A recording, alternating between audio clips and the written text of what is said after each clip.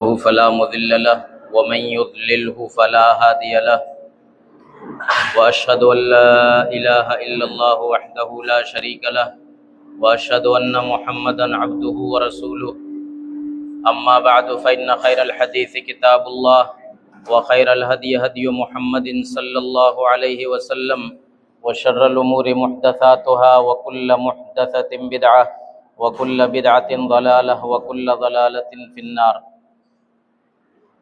अल्लाहुम्मा अल्लिमना मा यनफ़अुना वन्फ़अना बिमा अल्लमतना वज़िदना इल्मन या रब्बल आलमीन।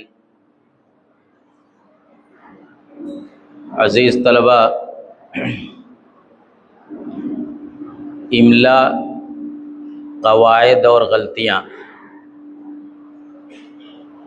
इस मौजू पर कुछ गुफ्तगू करने की ज़रूरत क्यों पेश आई, ये बतलाने की ज़रूरत नहीं। जैसे बहुत सारी चीज़ें आप सीखते हैं, तलफ़्फ़ुज़ के बारे में सीखते हैं, इराब के बारे में सीखते हैं, तो इसी तरह से इमला यानी किसी लफ्ज़ को कैसे लिखा जाए। इमला का मतलब क्या हुआ कि कोई भी लफ्ज़ हो तो उसको, उसके हरूफ को किस तरतीब से लिखा जाए और कैसे लिखेंगे तो सही होगा, कैसे लिखेंगे तो सही नहीं होगा। जिस तरह से ये जानना ज़रूरी है कि किसी लफ्ज़ को किस तरह बोलेंगे, तलफ़्फ़ुज़, जैसे लफ्ज़ के तलफ़्फ़ुज़ में गलती होती है, इसी तरह लफ्ज़ के इमला में भी गलती होती है। जिस तरह से एराब में गलती होती है ज़ेर ज़बर पेश पढ़ने में, और उसकी वजह से बहुत सारी ख़राबियाँ लाजिम आती हैं, तो इसी तरह से इमला की गलतियों से भी बहुत सारी ख़राबियाँ लाजिम आती हैं।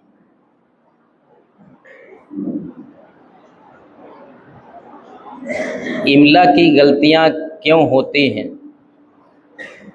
जो असल चीज़ है वो तो अपनी जगह पर, कि क़वाइद मालूम नहीं है इसलिए गलती हो जाती है।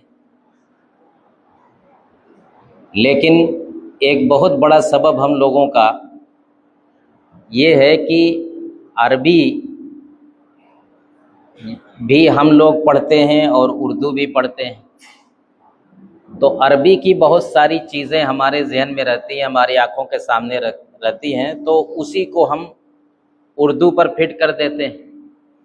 उर्दू की बहुत सारी चीज़ें हम अरबी पर ले आकर के फिट कर देते हैं। तो ये एक बहुत बड़ा सबब है गलती का।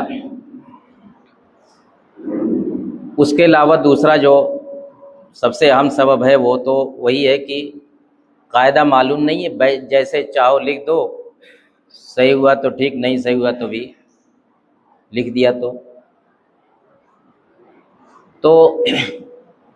क़वाइद तो बहुत सारे हैं इमला के, सारे क़वाइद को एक नशिस्त में इस तरह से नहीं बयान किया जा सकता, लेकिन जो मोटे मोटे जो अहम क़वाइद हैं और जो गलतियां ज़्यादा होती हैं, सिर्फ उन्हीं को ज़िक्र किया जाएगा।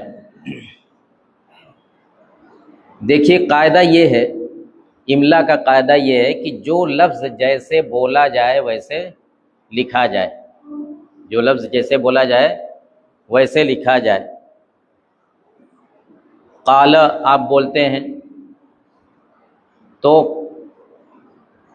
काफ, अलिफ और लाम वैसे ही लिखते हैं ना। ज़हब जैसे बोलते हैं वैसे लिखते हैं। तो असल कायदा हर ज़बान में, ये किसी ज़बान के साथ खास नहीं, हर ज़बान में असल कायदा ये इमला का कि जो लफ्ज़ जैसे बोला जाए वैसे उसको लिखा जाए। लेकिन इसके बावजूद हर ज़बान में कुछ इस्तिस्ना भी, हर ज़बान में कुछ इस्तिस्ना भी रहता है कि कुछ अल्फाज ऐसे होते हैं कि जिनको जैसे बोला जाता है वैसे ही नहीं लिखा जाता है। मिसाल के तौर पर अरबी में ले लीजिए, हाजा, आप बोलते हैं हाजा, लेकिन क्या उसको वैसे ही लिखते हैं जैसे बोलते हैं हा के बाद अलिफ लिखता है कोई? नहीं लिखता है। ज़ालिका, जाल के बाद अलिफ आप लोग तो लिखते भी हैं, कुछ लड़के जो है लिखते हैं, तो आप लोगों के लिखने से थोड़ी हो जाएगा। उसमें कहीं दुनिया में कहीं है नहीं, वो कोई कौल नहीं है कि हाँ लिख भी सकते हैं, नहीं भी लिख सकते हैं।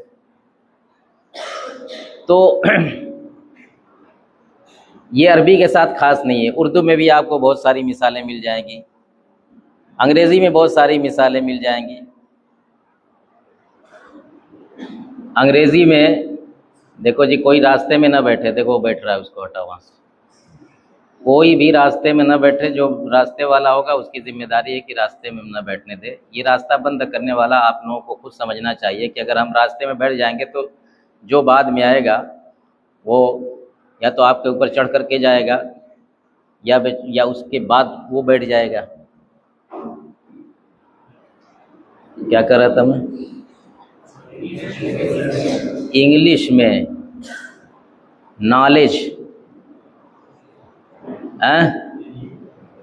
अगर नॉलेज को जैसे बोला जाता है वैसे ही लिखा जाए तो क्या होगा? NOLEJ, NOLEJ, knowledge. लेकिन कैसे लिखा जाता है? अरे उसको कहते हैं कनऊ लद गए।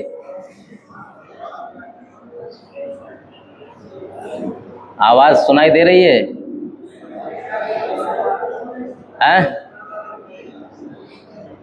तो अब मैं क्या करूं? तो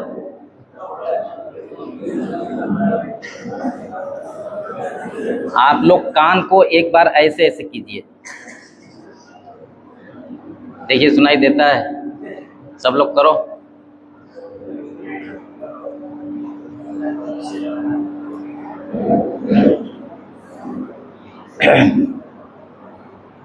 तो देखिए, अंग्रेज़ी में, हिंदी में, हर ज़बान में कुछ इस्तिस्ना होता है, तो उस इस्तिस्ना को भी जानना चाहिए, और कुछ कवायद के तहत भी वो खिलाफ असल लिखे जाते हैं, तो उनको भी जानना चाहिए। एक चीज़ और बढ़ जाती है, कुरान का इसका इमला जो है, कुरान का रस्मुल ख़त। एक तो अरबी का रस्मुल ख़त है, उससे पहले जो है आम इमला का कायदा है कि जो लफ्ज़ जैसे बोला जाए वैसे लिखा जाए। फिर अरबी में जैसे और ज़बानों में इस्तिस्ना है, अरबी में भी कुछ इस्तिस्ना है कि कुछ अल्फाज जैसे बोले जाते हैं वैसे नहीं लिखे जाते। फिर कुछ इस्तिस्ना तीसरे नंबर पर आकर के कुरान का भी, कुरान के कुछ अल्फाज कुरान के ऐसे हैं जो आम इमला के भी से हटे हुए हैं और अरबी इमला से भी हटे हुए हैं। आम इमला का मतलब कि जैसे बोले जाते हैं वैसे नहीं लिखे जाते, और अरबी इमला से भी हटे हुए हैं कि जैसे अरबी में लिखा जाता है आम अरबी में वैसे नहीं लिखे जाते। उसकी सबसे वाज़ेह मिसाल लफ्ज़ सलात है। लफ्ज़ सलात कुरान में सलूत लिखा रहता है ना, सलात जब आप बोलते हैं अलिफ से बोलते हैं, वाव नहीं ना उसमें। तो अब जो है कुरान में, हालांकि अलिफ से भी कुरान में लिखा है, तो ये कुरान का ख़ास रस्मुल ख़त है, इस पर क़यास नहीं किया जाएगा। कुरान के रस्मुल ख़त पर क़यास नहीं किया जाएगा। इसी तरह से लफ्ज़ मिशकात है, कैसे लिखते हैं? वो भी मिशकूत वाव से लिखते हैं, तो उस पर क़यास नहीं किया जाएगा। ये कुरान के साथ खास है। आप जब कुरान लिखेंगे तो आप मिशकात को वाव के साथ लिखिए, सलात को वाव के साथ लिखिए जहाँ वाव के साथ है। ज़कात का लफ्ज़ भी वैसे ही है, ज़्यादातर जगहों पर कुरान में वाव के साथ लिखा हुआ है। तो ये इसमें कुरान में गोया डबल इस्तिस्ना हो गया आम कायदे के हिसाब से। एक तो ये कि अरबी ज़बान में कुछ इस्तिस्ना पहले ही से मौजूद है, जैसे बताया हाजा है, ज़ालिका है, हाउलाए है, और भी ईसा मूसा को अलिफ से लिखना चाहिए, अलिफ से बोला जाता है, ये से लिखा जाता है। तो बहुत सारे इस्तिस्नात पहले ही से हैं, तो कुरान में कुछ मज़ीद इस्तिस्ना है। तो हमें इन सब चीज़ों को ध्यान में रखना होगा। हम अरबी लिख रहे हैं कि उर्दू लिख रहे हैं? अरबी लिख रहे हैं तो कुरान लिख रहे हैं या कुरान के अलावा कुछ और लिख रहे हैं? अब यही सब फ़र्क न करने की वजह से हमसे गलतियां होती हैं। अब सुनाई दे रहा है जी पीछे वालों को? अभी भी नहीं? अरे सुनाई दे तो कहो कि हाँ, ना सुनाई दे कहो कि नहीं।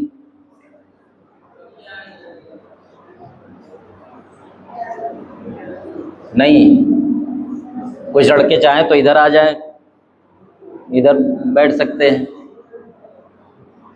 बहरहाल तो असल में सब जो है इधर ही लगा है, उधर नहीं है।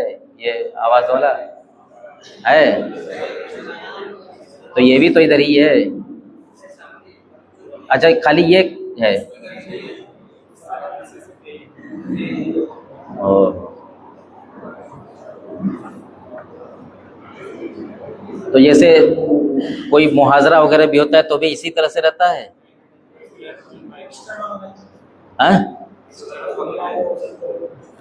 तो वही ना लगवाना चाहिए था। बहरहाल तो कुरान के इमला की मिसाल जिसमें ज़्यादा तलबा गलती करते हैं, सबसे पहले जो है औज़ु बिल्लाहि मिनश शैतानिर रजीम बिस्मिल्लाहिर रहमानिर रहीम अल्हम्दुलिल्लाहि रब्बिल आलमीन। लफ्ज़ आलमीन कुरान में कैसे लिखा है?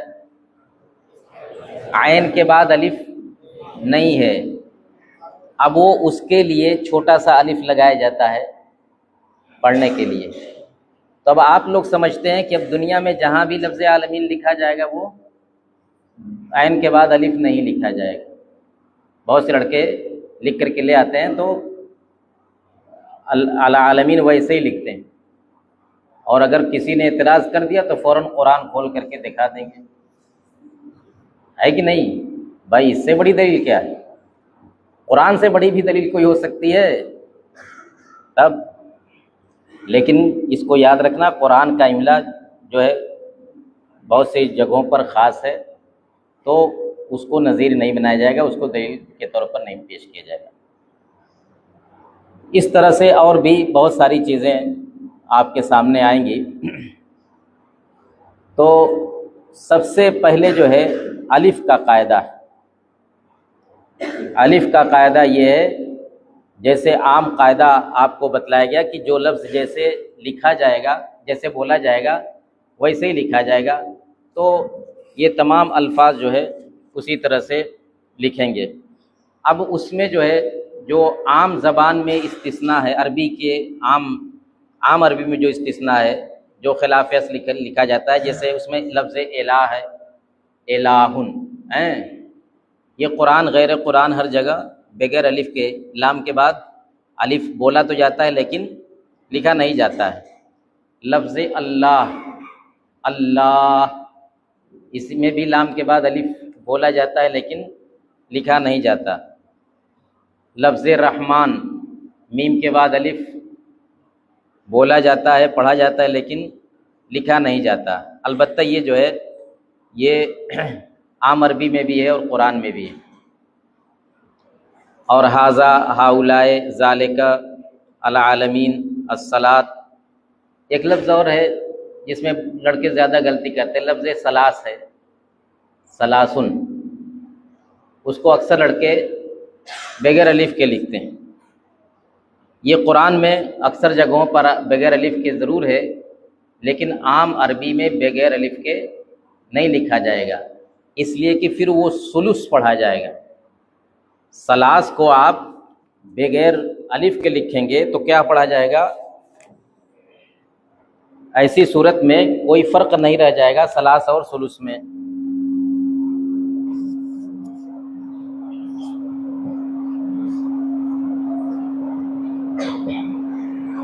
अब कुरान में यार तुम लोगों का कुल मामला गड़बड़ ही लग रहा है। अच्छा, इसमें से गिरा, मैं समझा इसमें सीखता है। तो अगर आप सलास ऐसे लिखेंगे हैं तो फिर सुलुस कैसे लिखेंगे? आपने पहले ही जो है सलास ऐसे लिख दिया तो सुलुस कैसे लिखेंगे? नहीं लिख पाएंगे ना। तो गैर कुरान में लफ्ज़ सलास ऐसे लिखा जाएगा। लफ्ज़ इस्माइल, इब्राहिम कुरान में देखेंगे बगैर अलिफ के लिखा है, इस्माइल भी और इब्राहिम भी। ये भी कुरान का ख़ास इमला है। आम अरबी में जब लिखेंगे तो दोनों को अलिफ से लिखेंगे। अब इस सिलसिले में उर्दू में कोई बहुत ख़ास चीज़ नहीं पाई जाती। उर्दू में जो गलती होती है इस ताल्लुक़ से वो वही गलती होती है जो अरबी से आकर के घुसती है या कुरान से आकर के उर्दू में आप लोग इस्तेमाल करने लगते हैं। तो ये कायदा याद रखेंगे। 3 मरहला हुआ, एक तो आम इमला, फिर अरबी इमला यानी अरबी के इस्तिस्नात, फिर जो है कुरान।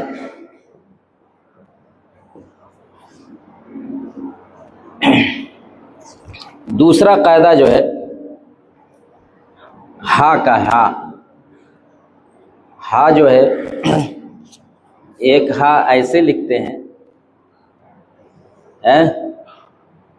और एक ये वाली हा है, लटकन वाली हा है। तो इसमें बड़ी गलती ये होती है कि हमें ये याद रखना होगा कि कुरान में या अरबी ज़बान में, कुरान को छोड़ दीजिए, अरबी ज़बान में हा हमेशा जो है सिर्फ ये लिखी जाती है जिसको दो चश्मी वाली हा कहते हैं। दो चश्मी का मतलब समझते हो? 2 आँख वाली। इसमें 2 आँख है कि नहीं? तो चश्मा के माने क्या होता है? देखो मैं गिरने लगूँ ना तो बताना। तो इसमें जो है होता क्या है कि अरबी में चूंकि सिर्फ 2 चश्मी वाली हा इस्तेमाल होती है तो वो हमारे जहन में बैठा हुआ है। तो जब हम उर्दू में लिखते हैं तो हम उर्दू में भी वैसे ही लिखते हैं। मसलन लिखते हैं क्या? हमेशा हवा चल रही है तो उर्दू में दोनों इस्तेमाल होते हैं, 2 चश्मी हा भी और लटकन वाली हा भी। उसका कायदा है, बाकायदा उसका कायदा है उर्दू ज़बान में। क्या कायदा है कि जहाँ मखलूत आवाज़ निकलेगी यानी किसी और लफ्ज़ से मिल करके मखलूत आवाज़ निकलेगी वहाँ पर 2 चश्मी के साथ लिखा जाएगा, और जहाँ एकहरी आवाज़ निकलेगी वहाँ हा से लिखा जाएगा। मखलूत का मतलब है कि जैसे भ है, एक ब है और एक भ है जो हिंदी में ऐसे लिखा जाता है।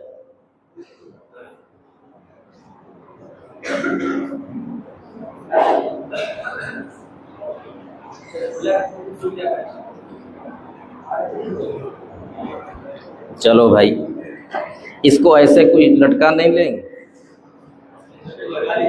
वो वाला कहाँ आया? वो नहीं, यहाँ लगाते हैं तो आवाज़ नहीं पीछे होती।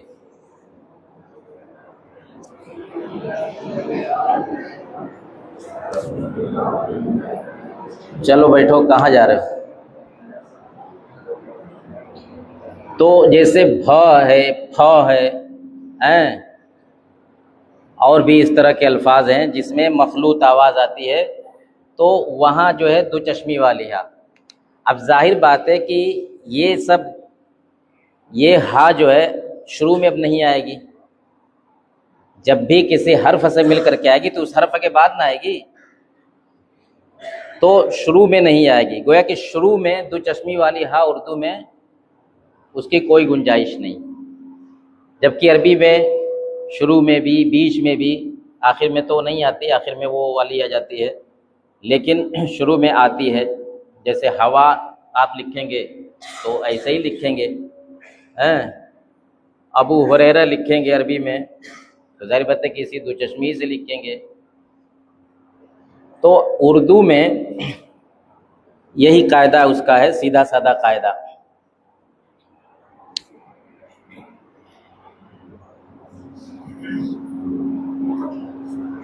ये क्या है?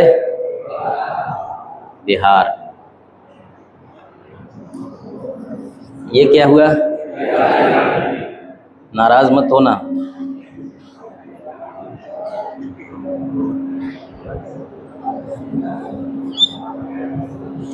ये क्या है? हाँ?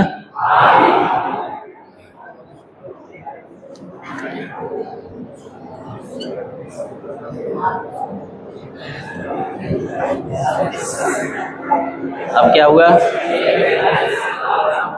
खुश हो गए ना? तो यही फर्क है। भारी जो है, भारी ऐसे नहीं लिखेंगे, बिहारी ऐसे नहीं लिखेंगे। अगर लिखेंगे तो गलत होगा, या तो लिखना गलत होगा या पढ़ना गलत होगा या दोनों गलत होगा।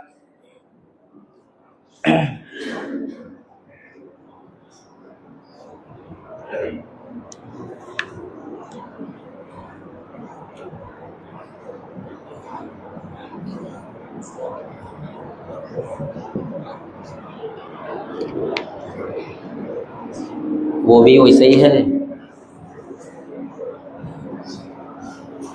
ये क्या है? ये क्या है? देखिए दोनों में वही हरूफ हैं, पे हा लाम, लेकिन इस वाली हा से लिखा तो पहल हो गया, पढ़ा जाएगा, और वो दो चश्मे से लिखा तो हल हो गया। तो इस तरह से इसका ये कायदा बहुत आसान है, इसको ध्यान में रखना।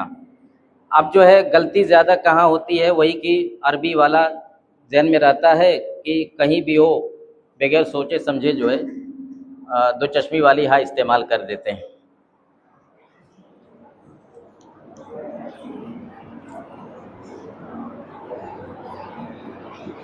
उसके बाद एक कायदा है वस्ल और फसल का कायदा। वस्ल और फसल का मतलब ये कि अल्फाज को जोड़ करके लिखा जाए कि अलग अलग लिखा जाए। वस्ल यानी जोड़ करके लिखें, फसल अलग अलग लिखें। तो उसका भी सीधा साधा कायदा ये कि जिस लफ्ज़ की मुस्तकिल हैसियत है उसको अलग ही लिखा जाएगा। दो लफ्ज़ जो मुस्तकिल हैसियत वाले, उनको मिलाया नहीं जाएगा। अब जाहिर बात है कि हर लफ्ज़ की अपनी मुस्तकिल हैसियत होती है। अब आप लोग क्या करते हैं कि ऐसे लिख देते हैं,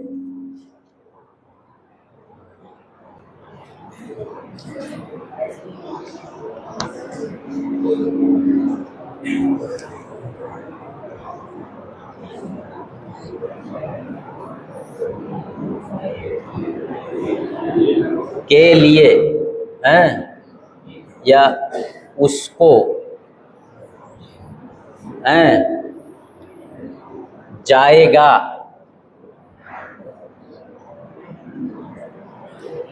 जाएगा। जाहिर बात है कि दोनों अलग अलग हैं। के लिए, के अलग है, लिए अलग है। इसी तरह से जितने मुझको, तुमको, ये जितने अल्फाज हैं इनको मिला करके नहीं लिखा जाएगा, सबको जो है अलग अलग है। खूबसूरत, खुश है कि दो लफ्ज़ मिला करके एक लफ्ज़ बनता है खूबसूरत, खूबसीरत है, दिलनशी। तो इस सब को जो अलग अलग ही लिखा जाएगा, सबको अलग अलग ही लिखा जाएगा। इसमें जो है मिला करके नहीं लिखेंगे। रखे रहो, जब सूख जाएगा या तो।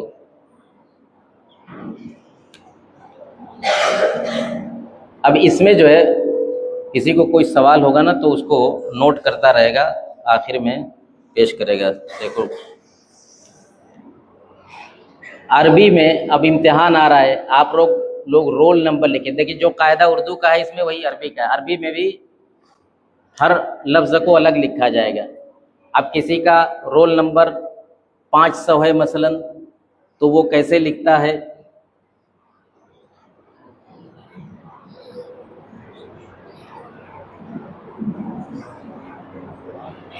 देख रहे हैं ना, खमसो मेया, जबकि खमसों की अलग हैसियत है, मेया की मुस्तकिल अलग हैसियत है। तो इसको कैसे लिखा जाएगा? खमसो मेया। इसी तरह से सलासो मेया, अरबाओ मेया, सित्तो मेया, जितना भी है सबको अलग अलग लिखा जाएगा। समझ में आई बात? तो उर्दू में हो चाहे अरबी में हो।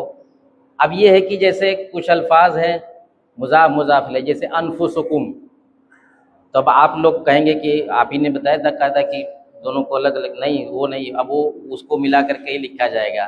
फ़ीकुम, फ़ीका, तो वो अरबी में इस तरह के जो अल्फाज मिला करके लिखे जाते हैं।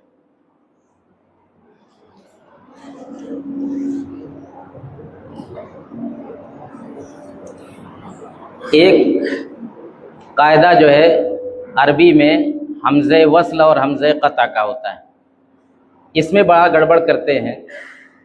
एक तो ये है कि उस कायदे को उठा करके उर्दू पर फिट करने लगते हैं कुछ लड़के, और कुछ लड़के अरबी ही में इस्तेमाल करते हुए उस कायदे में गलती करते हैं। हमज़े क़ता का मतलब जानते हैं काटना, और वस्ल का मतलब मिलाना। तो हमज़े क़त उसको कहते हैं कि जो गिरता नहीं, वो क़तइयत के साथ जमा रहता है। और वस्ल का मतलब है कि जो मिलाते हुए पीछे से अगर मिला करके उसको पढ़ा जाए तो गिर जाता है। अल्हम्दुलिल्लाहि रब्बिल आलमीन, अल्हम्दु, अगर इसको बिस्मिल्लाहिर्रहमानिर्रहीम के साथ मिला देंगे तो क्या पढ़ेंगे? बिस्मिल्लाहिर्रहमानिर्रहीमिल हम्दुलिल्लाह, गिर गया ना। अर्रहमान अल्लमल कुरान, बिस्मिल्लाहिर्रहमानिर्रहीमिर रहमान, या खुद बिस्मिल्लाहिर्रहमानिर्रहीम में देख लीजिए, अर्रहमान अर्रहीम दोनों का हमज़ा गिर गया। तो इसका सीधा साधा कायदा ये कि अगर हमज़े वस्ली है तो उसको उस पर हमज़ा नहीं लिखा जाएगा, हमज़ा की अलामत नहीं बनाई जाएगी। और अगर हमज़े क़तई है तो उस पर हमज़ा की अलामत लिखी जाएगी। अब अगर ये है कि वो हमज़ा उस पर ज़बर है या पेश है तो ऊपर लिखा जाएगा, और अगर ज़ेर है तो नीचे लिखा जाएगा, और अगर वाव पर है तो वाव पर लिखा जाएगा, या पर है तो या पर लिखा जाएगा। अब कैसे पता चलेगा कि कौन हमज़ा वस्ली है कौन हमज़ा क़तई है? उसका सीधा साधा उसको पहचानने का तरीका यही कि बीच में आने पर जो हमज़ा गिर जाए तो वो वस्ली है, और जो कहीं भी ना गिरे वो क़तई है। या अय्यतुहन नफ्सुल मुतमइन्ना इरजिई इला रब्बिकी रादियतम मर्दिया, इरजिई, हमज़ा पढ़ा ना इरजिई, लेकिन पीछे से मिला करके पढ़ेंगे तो क्या होगा? या अय्यतुहन नफ्सुल मुतमइन्ना तुरजिई, हमज़ा कहाँ गया? गायब हो गया। तो अब उसमें देखिए बाब इस्तिफ़ाल का हमज़ा, बाब इफ्तियाल का हमज़ा, बाब इनफ़ियाल का हमज़ा, ये सब जो है हमज़े वस्ली होते हैं। सिर्फ़ बाब इफ़ाल का हमज़ा क़तई होता है। अकरम युकरिमु, आमन युमिनु, ईमान, इकराम, ये सब जो है क़तई होता है। बाकी अस्मा में जैसे अहमद है, अकरम है, ये सब जो है क़तई हैं। तो एक तो ये हो गया अरबी का कायदा। अब इस कायदे को कुछ लड़के उर्दू पर फिट करने लगते हैं। उर्दू में भी लिखते हैं तो कहीं कहीं हमज़ा लगा देते हैं। किसी किताब का नाम लिखना हुआ उर्दू में, जैसे मकाला लिख रहे हैं तो उर्दू में किताब का नाम लिखना हुआ है इस्लामी अदब, तो इस्लामी तो अलिफ पर नीचे हमज़ा लगाएंगे, अदब पर ऊपर हमज़ा लगाएंगे। उर्दू में कहीं हमज़ा नहीं लगेगा, समझे? सिवाय इसके कि जो हमज़े की जगह हैं, ये खालिस अरबी का कायदा है।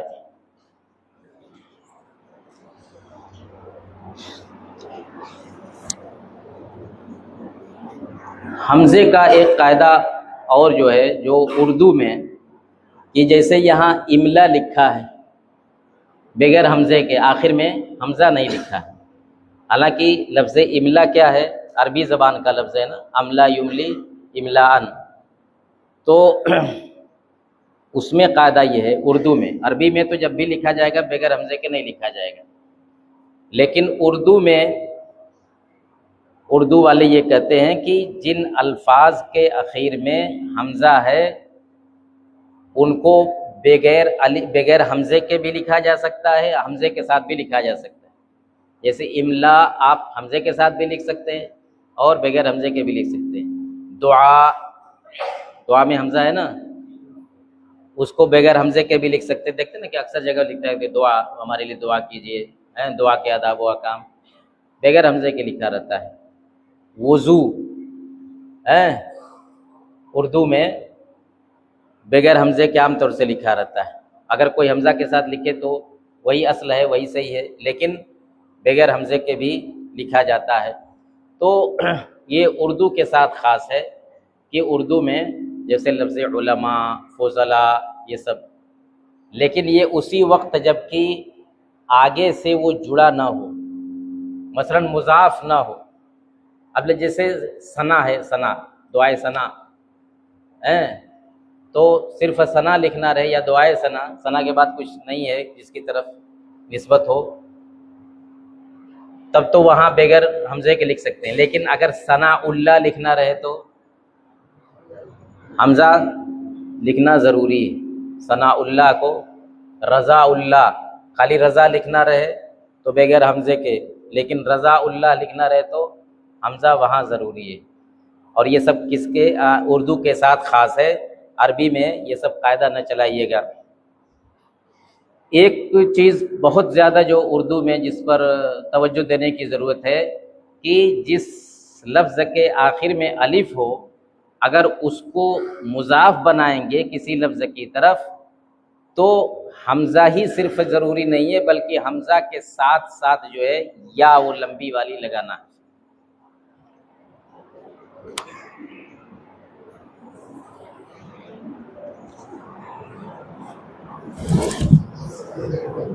ये गिरो नहीं।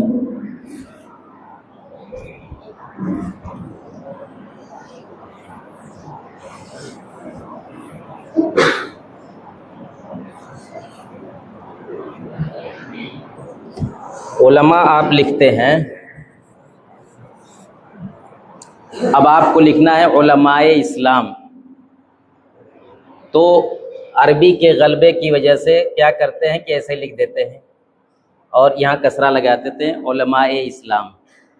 उर्दू में ये सही नहीं। उर्दू में इजाफत के वक्त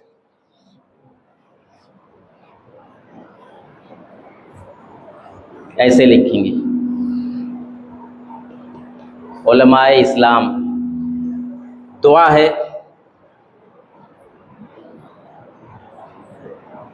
दुआए सना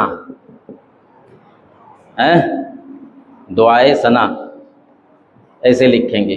नवाए इस्लाम, वो फारसी का लफ्ज़ है नवा,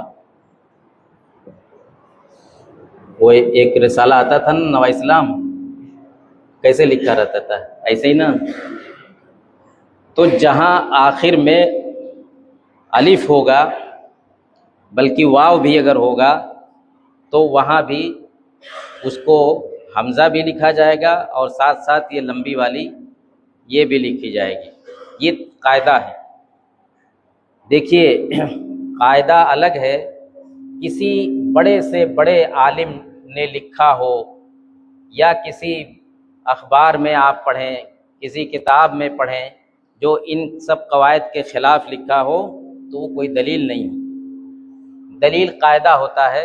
कायदे से हट करके जो भी लिखेगा, चाहे जितना बड़ा भी आलिम हो, कोई बहुत बड़ा आलिम जो है फ़ाइल को नसब दे दे तो सही हो जाएगा, चाहे जितना लंबा हो। तो यही हाल इसका भी है कि आप ये सब कवायद आप पढ़ रहे हैं, आप ये सोचेंगे कि मगर फ़लाँ किताब में तो हमने ऐसे पढ़ा था, फ़लाँ मौलवी साहब ने तो ऐसे लिखा था। वो सब दलील नहीं है। हाँ, अगर कुछ किसी लफ्ज़ में गुंजाइश है कि ऐसे भी लिखा जा सकता है, ऐसे भी लिखा जा सकता है, तो वहाँ तो ठीक है, उज़्र है। लेकिन जहाँ गुंजाइश नहीं है तो वहाँ उनके लिए माज़रत की जाएगी कि उनसे गलती हो गई है, या उनको, या ज़रूरी नहीं कि जिस आलिम ने लिखा है वही कंपोज भी करता हो, वही किताबत भी करता हो, वही प्रूफ रीडिंग भी करता हो।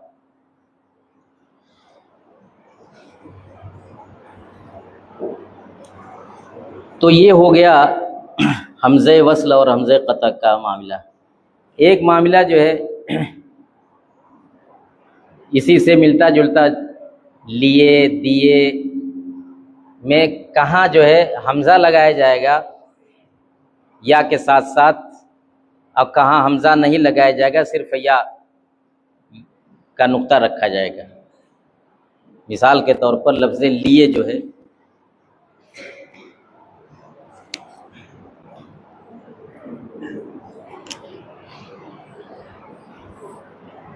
ऐसे लिखेंगे कि ऐसे लिखेंगे,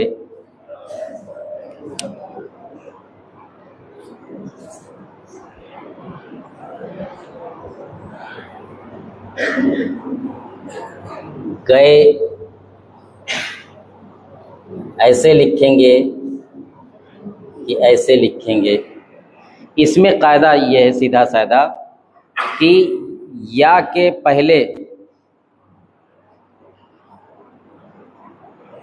वाली हरकत देखी जाएगी। या से पहले वाले लफ्ज़ पर कौन सी हरकत है, कसरा है कि फतहा है, या कोई, या अलिफ है, वाव है। सिर्फ या से पहले कसरा रहेगा तो हमज़ा नहीं लिखा जाएगा। या से पहले कसरा रहेगा तो हमज़ा नहीं लिखा जाएगा। लिए में या से पहले क्या है, लिए, लाम पर कसरा न है, तो अब लिए को जो है ऐसे लिखेंगे, ऐसे नहीं लिखेंगे। गए में या से पहले गाफ पर क्या है, फतहा है, तो अब उसको जो है वहाँ हमज़ा लिखा जाएगा। गोया कि गए ऐसे लिखा जाएगा और लिखे लिए ऐसे लिखा जाएगा। अब लिए, दिए, लीजिए, दीजिए, जितने में कसरा आए या से पहले, तो वहाँ हमज़ा नहीं लिखा जाएगा। कसरे के अलावा कोई भी, मसलन रोए, रोए, तो अब यहाँ वाव आ गया तो अब वहाँ भी हमज़ा लिखा जाएगा। कसरे के अलावा जो कुछ आए, कोई हर्फ आए, कोई हरकत आए, अलिफ आए, वाव आए, या कोई और लफ्ज़ आए, हर्फ आए जिस पर ज़बर हो, पेश हो, कसरे के अलावा कुछ, तो ये सीधा साधा इसका इलाज है या इसका कायदा है। इसमें बहुत गलती करते हैं आप लोग। तो अब वो जो के लिए वाला मामला था, तो एक तो ये कि मिला करके लिखने वाली गलती थी, और एक ये कि उसमें हमज़ा वाली गलती। तो दोनों पर तवज्जो देना चाहिए। और कुछ मज़ीद उसमें मिला देते हैं, उसके लिए, तीनों मिला करके लिख देते, उसके लिए, देखते कि नहीं। तो इसका ख्याल रखना चाहिए। इसका कायदा तो है बहुत आसान, लेकिन यह कि गलती भी इसमें बहुत ज़्यादा होती है।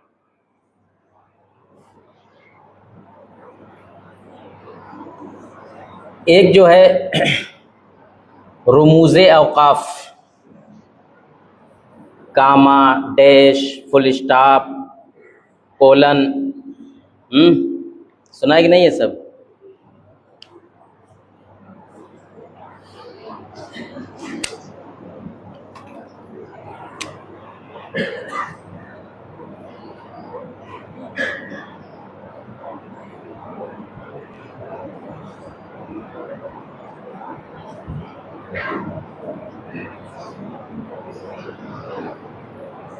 ये सब जो है रुमूज़े औक़ाफ़, यानी आप कुछ भी लिखें तो बीच बीच में कहीं कामा लगाना होता है, कहीं फुल स्टॉप लगाना होता है, कहीं सवालिया निशान लगाना होता है, कहीं दो नुक्ता ऊपर नीचे लगाना होता है।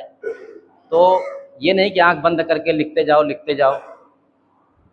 तो ये जानना चाहिए कि कहाँ ये रुमूज़ औक़ाफ़ इस्तेमाल होता है। रुमूज़ औक़ाफ़ को पढ़ने में भी कुछ लोग गलती करते हैं, कुछ लोग रुमूज़ औक़ाफ़ कहते हैं।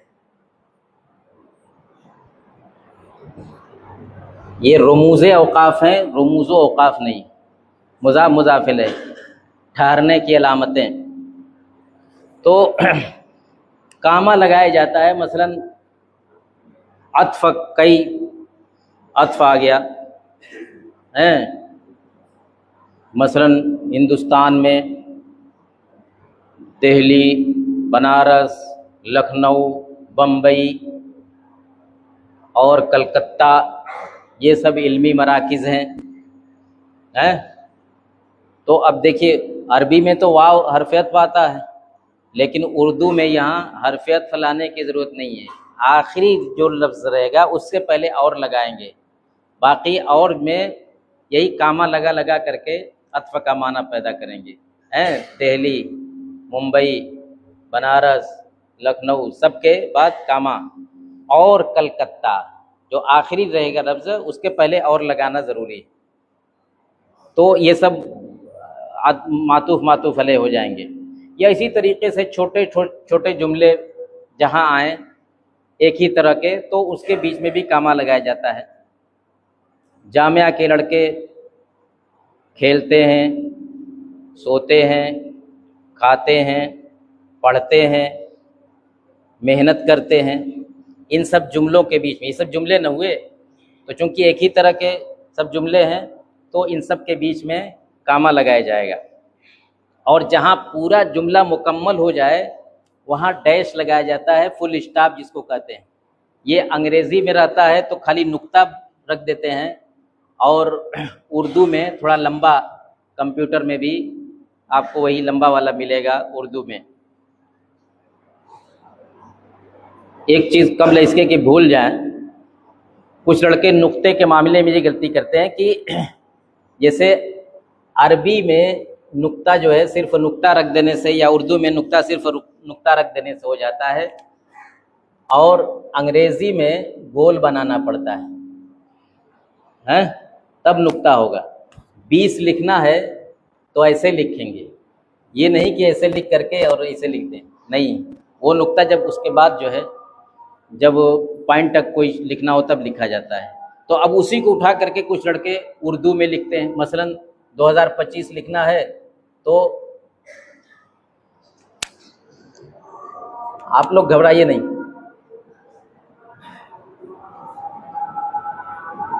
तो ये गलत है। उर्दू में नुक्ता सिर्फ जो है नुक्ता, तो ये बीच में जुमला मुतरज़ा था। बात हम लोगों की हो रही थी ये इसकी डैश वगैरह की। इसके बाद एक अलामत ये है कोलन, जिसको कहते हैं कोलन।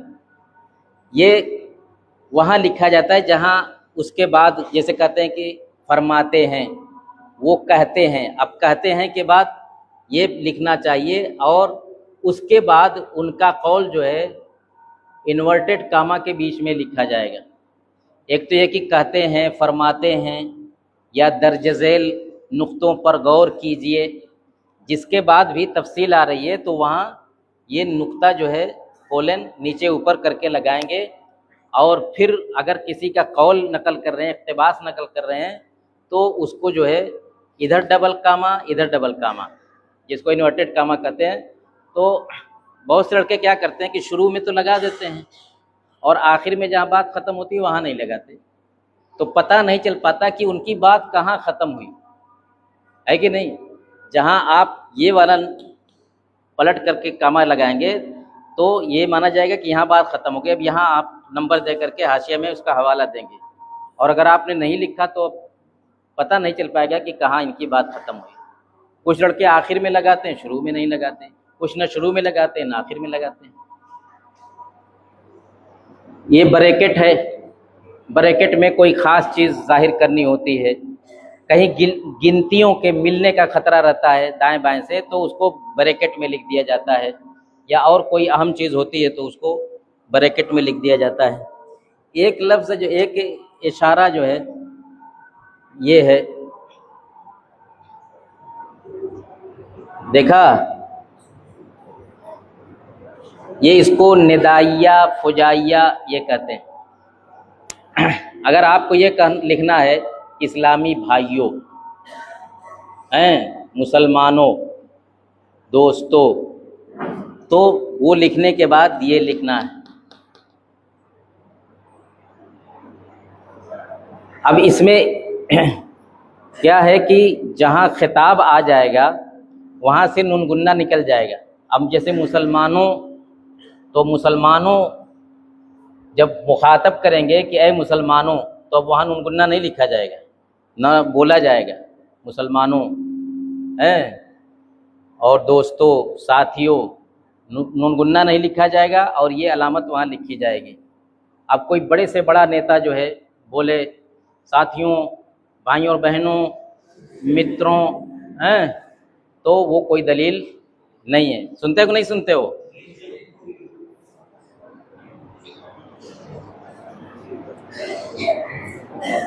एक बीमारी जो बहुत ज़्यादा पहले से चली आ रही है, वो बीमारी ये है कि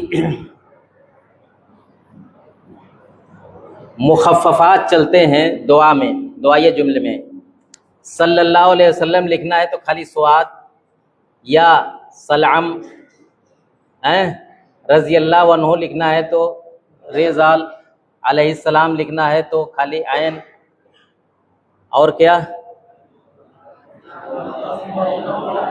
रहमहुल्लाह तो रह, और ये सब बखीली है, ये सब नहीं लिखना चाहिए।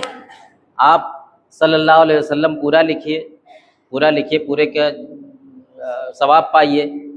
ये क्या चीज़ है कि ऐसा लिखे? रज़ी अल्लाह अन्हु पूरा लिखिए, अलैहिस्सलाम पूरा लिखिए, रहमहुल्लाह पूरा लिखिए। ये बहुत ख़राब चीज़ है।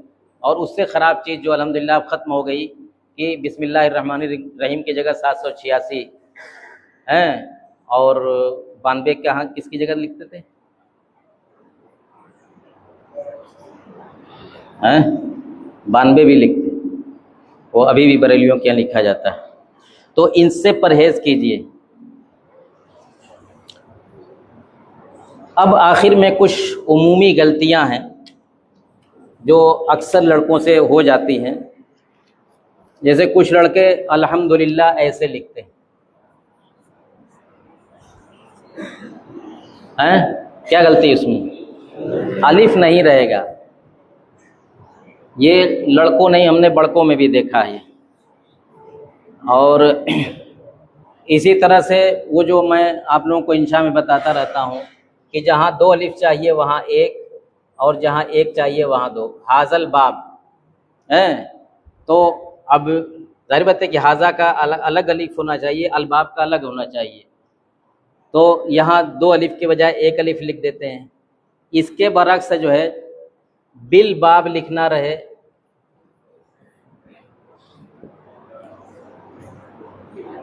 तो 1 अलिफ बढ़ा देते हैं। वो सोचते हैं कि ये अलिफ तो इधर चला गया, ले आओ एक और अलिफ। तो ये भी गलत, ये भी गलत। इसमें अलिफ बढ़ाना है, इसमें अलिफ निकालना है। और अब तो ये भी चलने लगा है। अस्सलाम वालेकुम। हैं, नहीं देखा है? क्या गलती उसमें? लाम यहाँ रहेगा ना। और अब तो जो है सही को सही लिखने लगे हैं सोशल मीडिया पर। आपने सही कहा शेख, आपने बहुत सही कहा। अरे ये सही है, सही है। ये सही का मतलब है कि चलो इतना ही सही, चलो यही सही। वो हाँ, वो सही और ये सही में दोनों में बड़ा फ़र्क है। और एक बड़ी ख़तरनाक गलती जो आप लोग करते हैं,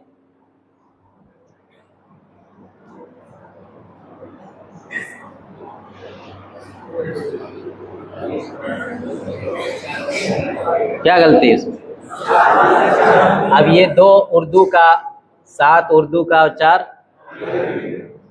इससे बेहतर तो ये है कि ये 2 अंग्रेज़ी का कर दीजिए, 7 उर्दू का कर दीजिए और 4 जो है अरबी का, ताकि पता चले कि आप तीनों ज़बानें जानते हैं। एक गलती ये होती है कि मकाला लिख रहे हैं आप लोग उर्दू में, लेकिन जब गिनती लिखते हैं तो अरबी की गिनती लिखते हैं। उर्दू में मकाला लिखिए तो उर्दू की गिनती लिखिए। जैसे हदीस नंबर लिखना है तो अब बहुत से लड़कों को देखिए कि जो है वो नंबर जब लिखते हैं तो या तो कुल का कुल अरबी लिख देते हैं या कुछ अरबी कुछ उर्दू मिला करके लिखते हैं। अरबी में लिखना है तो अरबी में लिखिए, उर्दू को अरबी में, अरबी को उर्दू में। हाँ, उर्दू में अंग्रेज़ी चल सकता है और अरबी में भी अंग्रेज़ी नंबर चल सकता है, लेकिन यह है कि उर्दू में अरबी नहीं चल सकती। समझ में आई बात? अब आप लोग बताइए, आप लोगों को कुछ कहना है, कोई सवाल, कोई इजाफा तो? हाँ, हालांकि, हालां